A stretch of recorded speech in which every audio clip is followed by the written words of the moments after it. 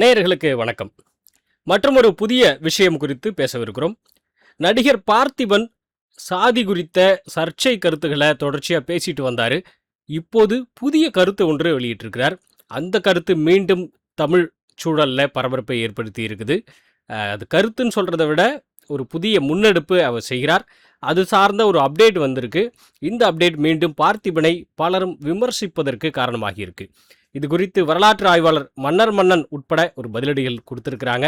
அது குறித்து இந்த ஒரு காணொலியில விரிவாக பார்ப்போம். நம்ம பண்ணை இயற்கை அங்காடி தொடர்புக்கு 8754449299. உலகில் எங்கு பிறப்பினும் தமிழ் கற்கலாம் கற்பிக்கலாம். ஔவையார் பாடசாலை.org. நம்ம வாழக்கூடிய இந்த சமகாலத்துல இந்த சாதிவாரி கணக்கெடுப்பு, சாதிகள், இது பற்றிய ஒரு புரிதல் அப்படிங்கிறது பல்வேறு சூழல்லாம் மாறி இருக்கு. முன்பெல்லாம் சாதி அப்படிங்கிறது ஒருவர் இன்னொருவரை தாழ்த்தி அதற்காக தான் சாதி அப்படிங்கிற ஒரு நடைமுறை இருந்தது அப்படிங்கிற கண்ணோட்டங்கள், ஆய்வுகள், நிறைய இடதுசாரி பார்வையாளர்களுடைய கண்ணோட்டங்கள் எல்லாம் முன்வைக்கப்பட்டு இருந்தது. ஒரு கட்டத்துக்கு பிறகு சாதி அப்படிங்கிறது ஒரு இனக்குழு, அவர்களுடைய வாழ்வியல், அவருடைய கலாச்சாரம், பண்பாடு உள்ளடக்கிய ஒன்றாகவும் இருந்திருக்கு அப்படிங்கிற ஒரு புதிய கண்ணோட்டமும் கூடுதலாக கிடைச்சிருக்கு. அதாவது சாதிய ஏற்றத்தாழ்வுகள், முரண்பாடுகள் இதெல்லாம் இருந்திருக்கு. அதெல்லாம் மறுப்பதற்கு இல்லை. அதே சமயம் சாதி குறித்த இன்னொரு புதிய பார்வைகளும் இருக்குது அப்படி சொல்லிட்டு நிறைய வரலாற்று ஆய்வாளர்கள் முன்வைக்க ஆரம்பித்தாங்க. குறிப்பாக இந்த சாதியம் அப்படிங்கிறது தொழில் அடிப்படையில் தமிழ் சமூகத்தில் நிலவிட்டு இருந்த இந்த சாதியம் பிற்காலத்தில் வர்ணாசிரம கட்டமைப்பு அப்படிங்கிற அடிப்படையில் மாறுவதற்கு இந்த விஜயநகர பேரரசனுடைய வருகை காரணம் அப்படின்னு சொல்லிட்டு தமிழ் தேசிய ஆய்வாளர்கள் பல பேர் முன்வைத்த கருத்தும் இந்த சூழலில் மிக முக்கியமான கருத்தாக மாறிப்போச்சு. ஸோ இந்த ஒரு சூழலில் இந்த சாதிய கட்டுமானம் அப்படிங்கிறது ஒரு கட்டத்துக்கு பிறகு அது அவமானமாக கருதக்கூடாது, அதை வைத்து அதிகாரம் செலுத்தக்கூடாது. ஆனால் பிற சாதியினரை அப்படியே அவரவர் சாதியினரை தொழிற்குடியாக ஏற்றுக்கொண்டு அவர்கள் சாதியின் மாண்பையும் சேர்த்து பிற சாதியினர் பேச வேண்டும், இன்னொரு சாதியருடைய மாண்பையும் மதிக்க வேண்டும் அப்படிங்கிற மாதிரியான ஒரு கருத்து கண்ணோட்டங்கள்லாம் உருவாகி இப்போது தமிழ் தேசிய ஓர்மை, தமிழ் குடிகள் ஓர்மை அப்படிங்கிற கருத்துகள் பெருவாரியான தமிழ் தேசியவாதிகள் அப்படிங்கிற இந்த கண்ணோட்டங்கள் உடையவர்களுக்கு மத்தியில் உருவாக ஆரம்பிச்சிருச்சு. இந்த ஒரு சூழ்நிலையில தான் இந்த சாதிகள் குறித்த பேச்சுகள் அப்படியே மெல்ல மெல்ல தொடருச்சு. பொதுவாகவே இந்த சாதியை மறுத்து பேசக்கூடிய இந்த கண்ணோட்டம் உடையவர்கள் யாராக இருந்தாங்கன்னா திராவிட ஆய்வாளர்கள், திராவிட சார்புடையவர்கள், திராவிட சிந்தனையாளர்கள் அவங்களா இருந்தாங்க. ஒரு கட்டத்தில் இந்த திராவிட சிந்தனையாளர்களுடைய இந்த சாதிய மறுப்பு கண்ணோட்டத்தை அதற்கு ஒரு மூலகர்த்தாவாக பெரியார் அப்படிங்கிற ஒரு தந்தை பெரியார் அல்லது ஈவே ராமசாமி அப்படிங்கிற ஒரு நபர் இருந்திருக்கிறார் அப்படின்னு சொன்னால் இன்றைக்கு அவருக்கும் பதில் கொடுக்கக்கூடிய, அவருடைய ஆய்வுகளுக்கும் விமர்சனம் செய்யக்கூடிய அளவுக்கு பல பேர் வந்துட்டாங்க. இந்த ஒரு சூழ்நிலையில் இந்த திராவிடம் உருவாக்கி வைத்த சாதிய கண்ணோட்டம், கட்டுமானம் அப்படிங்கிறது தமிழ் சாதிகளை மட்டுமே குறிப்பிட்டு இந்த தமிழ் சாதிகள் இவர்கள் இவர்களுடைய கட்டமைப்பு அப்படிங்கிறது வர்ணாசிரம கட்டமைப்புக்குள்ளே வருது அப்படிங்கிற மாதிரியான நிறைய நெரேஷன் இருந்தது. ஆனால் தமிழ் தேசிய கண்ணோட்டத்தில் ஆய்வாளர்கள் நிறைய பேர் தங்களுடைய ஆய்வுகளை முன்வைக்க ஆரம்பித்து, இல்லை இந்த சாதிய கட்டுமானத்தில், தமிழர்கள் வாழ்ந்த அந்த சாதிய கட்டுமானத்தில் இந்த வர்ணாசிரமம் அப்படிங்கிறது கிடையாது, ஏற்றத்தாழ்வு அப்படிங்கிறது கிடையாது. அதே மாதிரி வேறு ஒருவரை ஒரு உச்ச நபர் அப்படின்னு ஏற்றுக்கொண்டு அவர் பின்னால் அணிவகுத்து போகக்கூடிய அந்த ஒரு மரபும் கிடையாது அப்படிங்கிற மாதிரி நிறைய புதிய கருத்துக்களை வைக்க ஆரம்பித்தாங்க. இந்த ஒரு முன் கதையை எதற்காக சொன்னோம் அப்படின்னா, இந்த நேரத்தில் இந்த டிஸ்கஷன் உருவாக ஆரம்பிச்சிருச்சு. அதாவது சாதிய கண்ணோட்டத்தை மறுக்கிற திராவிட ஆய்வாளர்கள், இல்லை சாதியை ஏற்றுக்கொண்டு ஆனால் இந்த சாதியிலே நாங்கள் எந்த விதமான கலப்படமும் செய்து கொள்ளவில்லை, இந்த சாதி அப்படிங்கிறது பிற மனிதரை தாழ்த்துவதற்காக நாங்கள் பயன்படுத்தவில்லை, வெறும் தொழிற்குடி அளவில், அப்புறம் எங்கள் குடி அடையாளத்தை கண்டுபிடிக்கவும் இனம் மீட்சிக்குமாகவே நாங்கள் அதை பயன்படுத்துகிறோம்னு சொல்லிட்டு தமிழ் தேசியவாதிகள் சாதிவாரி கணக்கெடுப்பு கேட்க ஆரம்பித்தாங்க. இப்போ இந்த சாதிவாரி கணக்கெடுப்பு கேட்கும் பொழுது இந்த சாதியினரை வைத்துதான் இவர் யார், இந்த ஒரு மொழி வழி தேசிய இனங்கள், நிலங்கள் அப்படின்னு இருக்குது அப்படின்னு சொல்லி சொன்னாக்க, அப்போ தமிழ் நிலத்தில் ஒரு தமிழர் அப்படின்னு சொல்வதற்கு அவர் எந்த குடியை சேர்ந்தவர் அப்படிங்கிறத ஒரு முக்கிய கருவியாக பயன்படுத்தக்கூடிய ஒரு சூழல் உருவாகுது. அதன் அடிப்படையில் சாதிவாரி கணக்கெடுப்பு வேண்டும் அப்படின்னு சொல்லிட்டு தமிழ் தேசிய ஆர்வலர்கள், தமிழ் தேசிய ஆளுமைகள் கேட்க ஆரம்பித்தாங்க. ஆனால் இந்த சூழலில் தான் நிறைய பேர் சாதி என்பது முற்போக்காக பேசக்கூடிய நிறைய பேர் வந்து சாதி என்பது ஒரு அவமானம், அதை சொல்லிக் கொள்வதோ இல்லை சாதி பின்னொட்டு பெயர்களை வைத்துக் கொள்வதோ இதெல்லாம் வந்து ஒரு சரியான ஒரு போக்கு இல்லை அப்படின்னு சொல்லிட்டு அவங்க கருத்தை முன் வச்சாங்க. ஆனால் இப்போ சமீபத்தில் ஜிடி நாயுடு பாலத்துக்கு வந்து கோவையில் ஒரு அண்ணா மேம்பாலத்துக்கு எப்படி இருக்கோ அதே போன்று நிறைய மேம்பாலங்களுக்கு பெயர் வைப்பாங்க. அதே போன்று அண்ணா மேம்பாலம் இன்னும் நிறைய பேர்லாம் வைக்கிறது ரொம்ப பொதுவாக பரவலாக இருந்தது. ஆனால் கோவையில் அண்மையில் அவினாசியில் வைக்கப்பட்ட ஒரு பாலத்துக்கு ஜிடி நாயுடு பாலம் அப்படின்னு சொல்லிட்டு வைக்கப்பட்டது. அப்போ ஜிடி நாயுடுக்கு மட்டும் நாயுடு அப்படிங்கிற சாதி பின்னோட்டோட சேர்ந்து பாலத்தில் பேர் வைக்கிறீங்களே அப்படின்னு சொல்லிட்டு அது ஒரு சர்ச்சைக்குரிய வகையில் மாறிச்சு, நம்மளாம் பார்த்தோம். அதனைத் தொடர்ந்து நாராயணசாமி நாயுடு பெயரில் விருது கொடுக்கப்பட்டதும் ஒரு சர்ச்சைக்குரிய ஒரு விஷயமாச்சு. இது ஒரு பக்கம் இருக்க, இன்னொரு புறம் தமிழ்நாட்டில் இருக்கிற ஊர்கள் பெயர்களில் அதே போல் நேம் போர்டு தெருக்களில் இருக்கிற அந்த பெயர் பலகைகள் இது எல்லாத்துலேயுமே சாதி பின்னோட்டுகள் அல்லது சாதி பெயர்கள் இவருடைய இந்த சாதின்னு குறிப்பிட்டு இருக்கக்கூடிய பெயர்கள் ஊர்கள் அப்படிங்கிறதெல்லாம் அகற்றணும் அப்படிங்கிற அந்த ஒரு விஷயமும் வந்து உருவாக ஆரம்பிச்சிருச்சு. ஆனால் அதற்கும் நிறைய பேர் தமிழ் தேசியவாதிகள் என்ன எதிர்வினை ஆற்றினாங்கன்னா, நாயக்கன்பட்டி, பாப்பநாயக்கம் பாளையம் இந்த மாதிரி நிறைய இப்போ உதாரணத்துக்கு சொன்னோம் இந்த பேர்லாம், இது போன்ற நிறைய பிறமொழி சாதியினருடைய அன்றைக்கே தமிழர்களாக தமிழ்நாட்டில் வாழ்ந்து கொண்டிருக்கிற அந்த பிறமொழி சாதியினருடைய அவர்களுடைய ஊர் ஏரியாஸ் இதிலெல்லாம் வந்து இந்த பெயர் இருக்குமே, அதை எப்படி நீக்குவீங்க?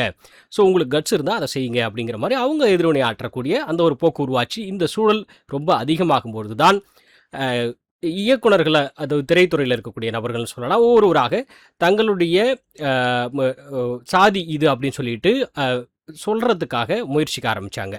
அந்த ஒரு சில இடங்கள் வந்து இப்போது அதிகமாகிடுச்சு. இப்போ பார்த்தீங்கன்னா நடிகர் மற்றும் இயக்குனர் பாக்யராஜ் தான் ஒரு தன்னுடைய ஜாதி இதுதான் அப்படின்னு சொல்லிட்டு குறிப்பிட்டதாகட்டும், அது ஒன்றிய இயக்குனர் மற்றும் நடிகர் போஸ் வெங்கட் வந்து ஆந்திராவில் போயிட்டு தெலுங்கில் ஒரு பேட்டி கொடுக்கும்பொழுது தான் ஒரு தெலுங்கு நாயக்கர் அப்படிங்கிறத சொல்லக்கூடிய அந்த ஒரு காணொலி வெளியாச்சு. அதே போன்று தான் இப்போது அண்மையில் ஒரு ஆந்திராவில் நடந்த ஒரு நிகழ்ச்சியில் நடிகர் மற்றும் இயக்குனர் பார்த்திபன் தான் ஒரு நாயுடு அப்பாயி அப்படின்னு சொல்லிட்டு தன்னை அறிமுகப்படுத்தும் போது சொல்கிறார்.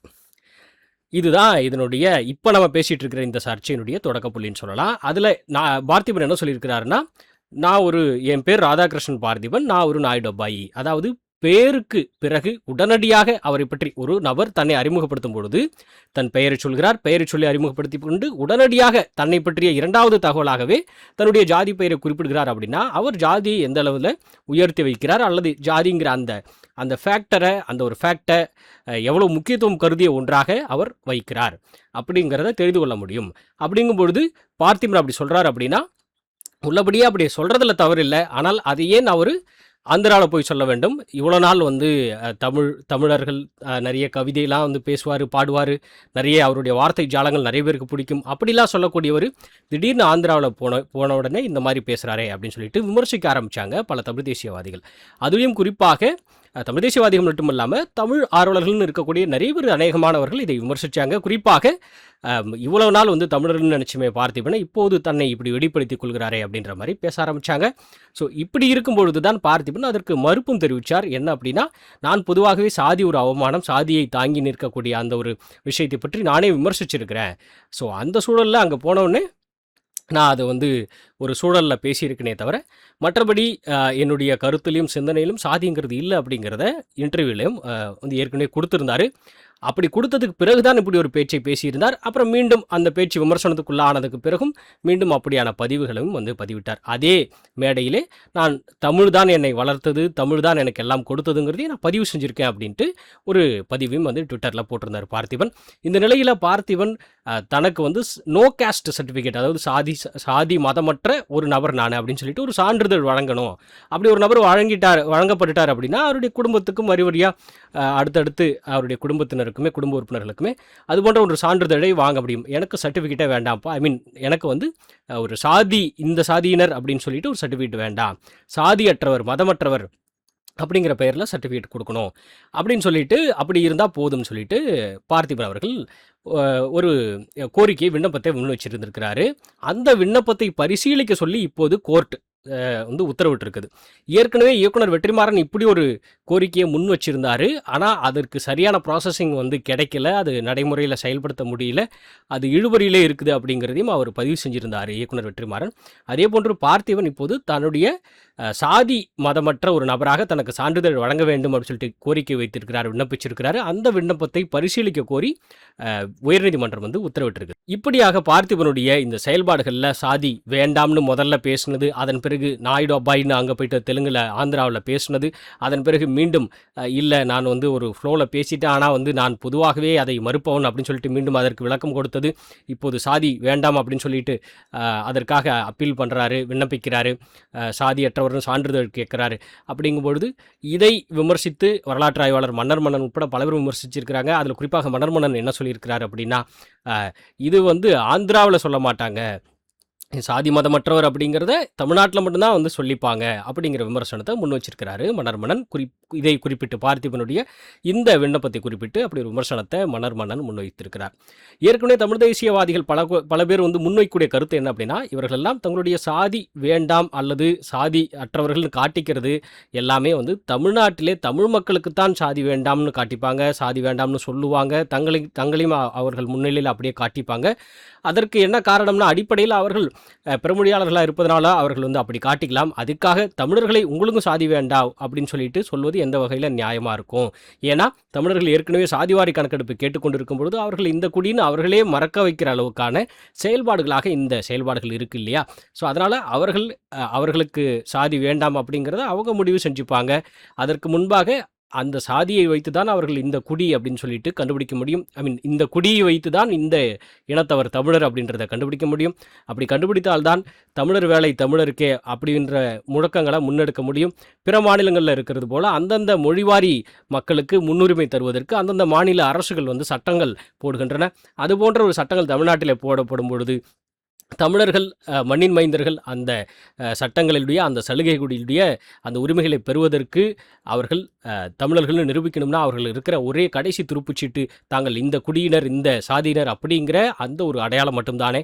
அப்படி அதை வைத்து தானே சாதிவாரி கணக்கெடுப்பு அப்படிங்கிறது கேட்க முடியும். அப்படிங்கிறதுனால தொடர்ச்சியாக தமிழர்களுடைய சாதியை அப்புறப்படுத்துவது, தமிழர்களுக்கு சாதி வேண்டாம்னு சொல்லிட்டு பிரச்சாரம் பண்ணுவது, இதை இவர்கள் போன்றவர்கள் தவிர்க்க வேண்டும் அப்படிங்கிறது மற்ற பொதுவான தமிழ் தேசிய ஆர்வலர்களுடைய கருத்தாக இருக்கிறது. உங்களுடைய கருத்து என்ன அப்படிங்கிறத கமெண்ட் பாக்ஸில் கமெண்ட் பண்ணுங்கள். மேலும் பல்வேறு விஷயங்களை தொடர்ந்து இன்னொரு தருணத்தில் விவாதிப்போம், பேசுவோம். நன்றி.